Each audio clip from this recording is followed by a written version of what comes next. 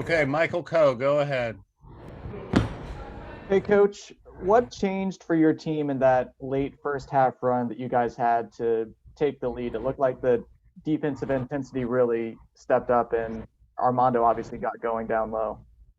Well, that was exactly it. It was us defensively. We weren't in a very good rhythm on the offensive end, um, in large part because of the defense and the pressure of Clemson. They're an outstanding defensive team, and we just struggled generating consistent good looks.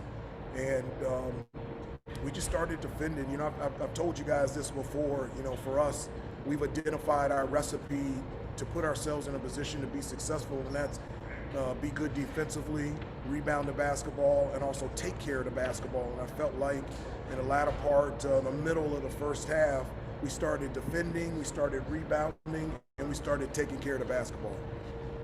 Thank you. Greg Barnes.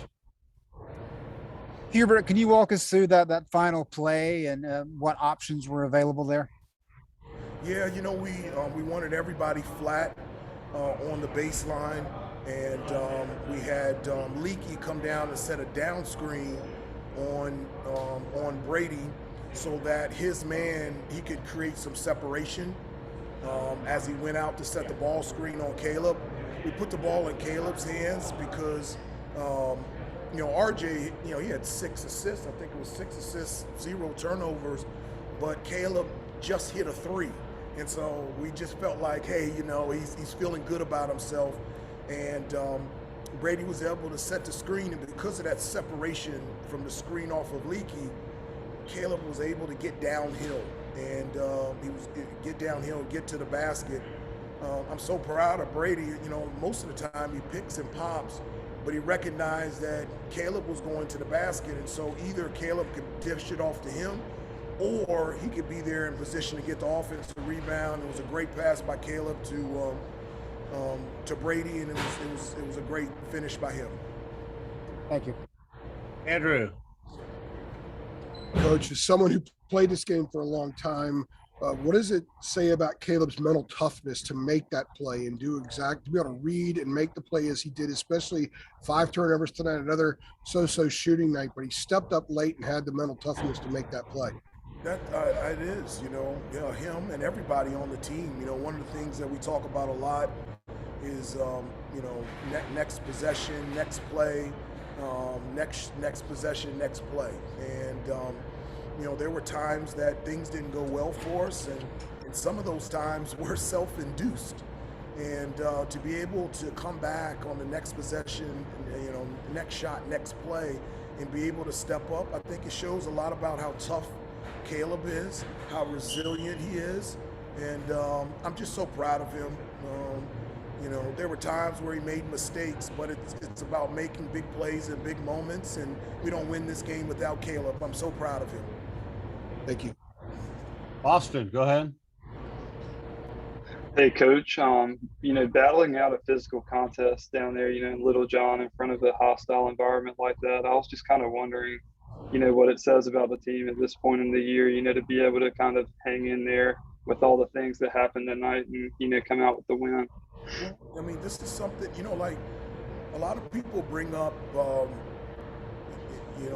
they keep bringing up, what happened against Tennessee, Kentucky, Duke, and Miami and Wake Forest, and I wish people would talk about how this group continues to bounce back. We had a tough week against Miami and Wake Forest, and we bounced back, and getting 4 straight wins, and then we had a really tough loss against Duke on Saturday, and we had to go on the road in a couple days and play against a Clemson team that has always played us extremely well, especially here at Clemson. And to come away with the win, I'm just so proud of them, and I hope people can see and can be proud of these kids and how hard they fight and how hard they compete, and the consistency of them bouncing back every time that they get knocked down. CL, go ahead. Hubert, how much more comfortable would you say? Comfort might be too strong of a word, but what do you feel like the difference was in the closing minutes today, after having that experience against Louisville, both in the closing minutes of that game and in the overtime? Did they at all seem like, maybe more at ease and less pressure in the situation? No, that in the huddle they were a little out of control, and I was trying to calm them down and just say, look, guys, we've been in this situation before, just last week, and I made a joke to them. I said, look, guys, all we need to do is score and get a stop, and we win. And I said, the great thing about it is, I said, let's try not to go into overtime.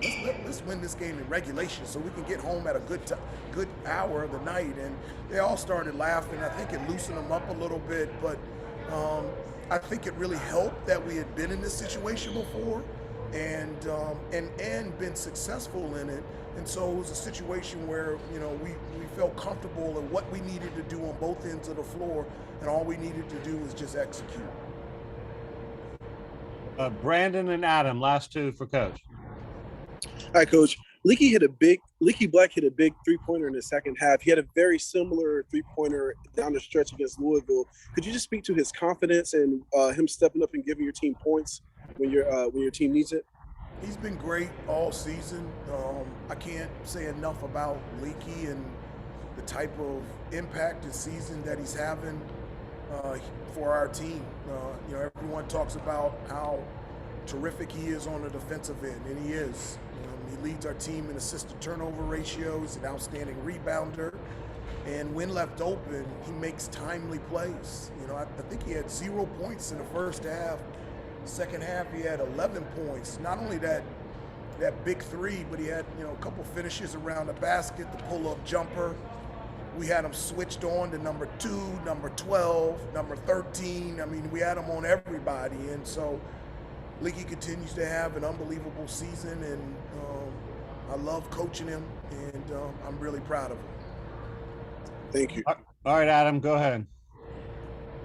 Hubert, was that with when the game was tied 77-77 when you hit him with the Chris Rock joke about not going to overtime? Was that the timeout where you tried to lighten the mood a little bit? There was a couple times I tried to lighten the mood because everybody, because everybody was, thinking about, things that have happened in the past. I said, we got to think about where we are right now. We got to think about, getting a stop, score, executing on both ends of the floor. And I just, one of the things, I don't know if it helps, but if they see me under control, my hope is that they'll feel comfortable that everything is okay.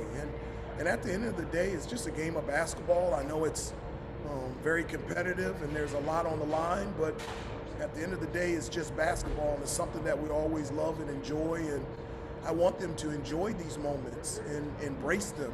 I don't want them to run from them and feel like this is a place to be stressed or worried. It's a place to enjoy and love and experience. Did you, the very end there, when you're drawing up the play for Caleb and the screen and everything, you're hoping he turns the corner, I guess. Did you have any special instructions for him? Like, go ahead and take it, or look for Brady on the roll, or did you have anything special?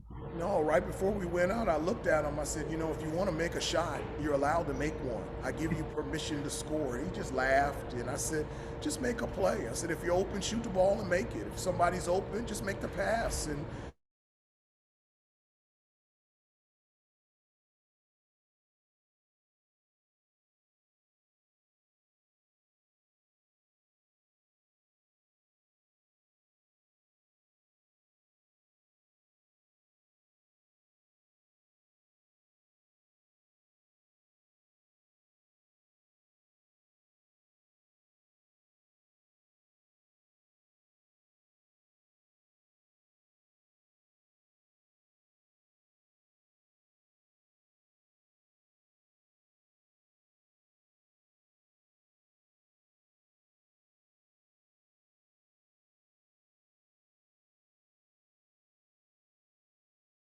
We lost our connection there, Matt. Yeah, we hear you now. We lost you there, but